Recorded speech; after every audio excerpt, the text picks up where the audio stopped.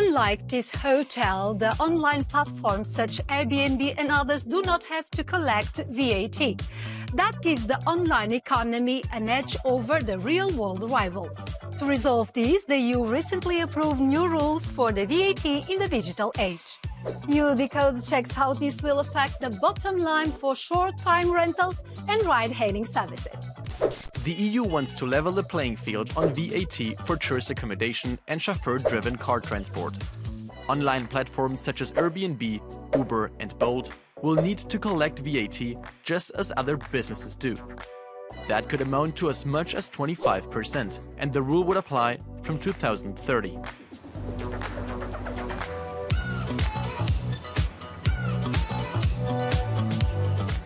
But when new taxes squeeze company profits, it's often the customer that ends up paying a higher price. So let's see what some people in Brussels and in Athens think of this idea.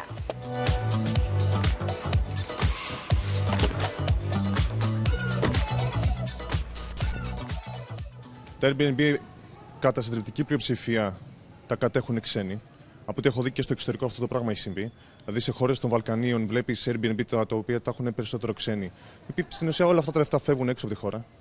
Θα πρέπει να υπάρχει μια ίση μεταχείριση. Σίγουρα θα βοηθήσει το ελληνικό κράτος μια υψηλή φορολόγηση στον Airbnb. Από την άλλη θα αποθάρρυνε την είσοδο τουριστών. Προσωπικά πιστεύω ότι θα πρέπει να έχουμε μια ήπια φορολογία. Δηλαδή ούτε αρκετά υψηλή ούτε αρκετά χαμηλή. I think it could put people off travelling. So yeah, I think that would be quite impactful. It makes it fair if they have to do it as well. Because we're paying it in hotels, so why shouldn't you pay it with an Airbnb? And the money is raised helps the protection of the city and keeps it clean and makes the tourist attractions more attractive. It'll either force Airbnb providers to lower their prices a little bit, or the demand will go down, I guess. Jack Schickler will help us decode the new rules. So the online companies themselves will collect VAT, not the service providers such as landlords of apartments or car drivers. Why is that? On platforms like Airbnb, you have a large online platform, Airbnb itself, where actually a lot of the services are technically supplied by very small-scale landlords, people renting a spare room or renting an apartment.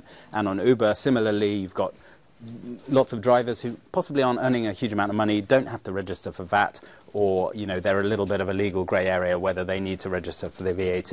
So the European Commission came along and said, hang on, you've got these big, often US platforms selling services, raising tens of billions, hundreds of billions in revenues, and they're not paying VAT, while they're also competing against a lot of companies that do have to pay VAT. But some member states were not very keen on having these new rules. What concessions did they seek? Exactly.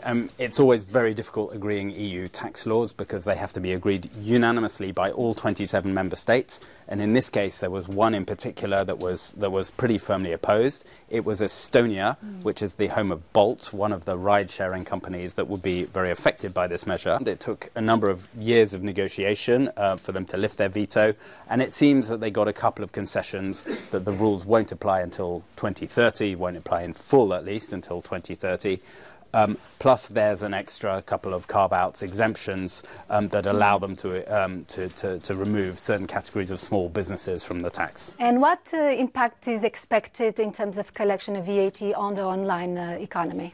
Well, some estimates say there could be tens of billions in extra taxes collected as a result of this move. That was the Commission's original estimate. So most people will notice that in the form of higher prices, because it's likely that those extra taxes will be passed on to the customers of Airbnb, people buying holiday lettings or people getting an Uber. That's the immediate impact. We are going to have to see how individual member states implement these measures, because they have a number of years to do so and a number of different ways they might choose how to apply certain exemptions and so on. Every year, around 1 trillion euros in VAT revenue is collected in the EU, making it a key source of budgets in the member states. It is also an important resource for the EU's collective budget, which received 22 billion euros in 2023 alone. Estimates suggest that 6 billion euros in VAT per year could be raised from platforms providing short-term rentals and ride-hailing services. With us is Victoria Molnar, Secretary General of the European Holiday Home Association. Isn't it just fair that the online platforms collect and pay VAT just as traditional business do? In our view, in the industry's view, we believe that it is unfair. And the deemed supplier regime, which is being introduced on online short-term rental platforms and also transportation platforms, we believe it does the opposite. It actually defeats the level playing field between the online short-term rental accommodation and the traditional businesses, hotels. It will, of course, increase the prices for the consumers.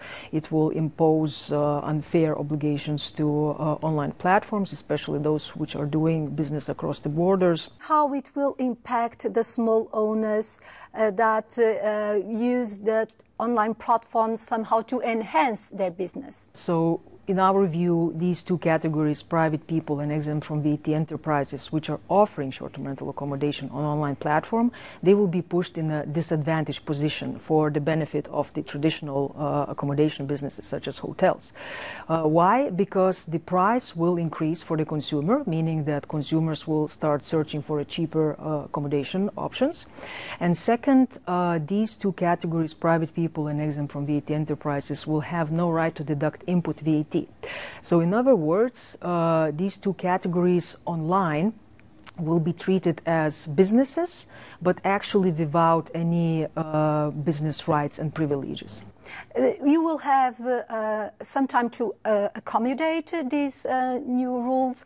They will become mandatory only in 2030. Is this enough for you to prepare? We believe that it will cause extreme fragmentation for online platforms of any size and shape in the EU because they will eventually have to understand and adapt to 27 different deemed supplier regimes in member states. And adapting to these rules really requires a lot of time. It is not just pressing one button and online platforms will comply with it. It requires lots of resources, time, energy, financial resources to comply with such complex rules. Short-term rental is currently accounted for around a quarter of touristic accommodations in the European Union. Ride-hailing is a commonplace across the bloc's countries.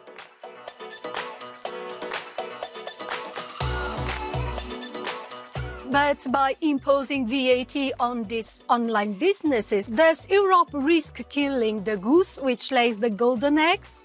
I'll be back next week for more EU decoding.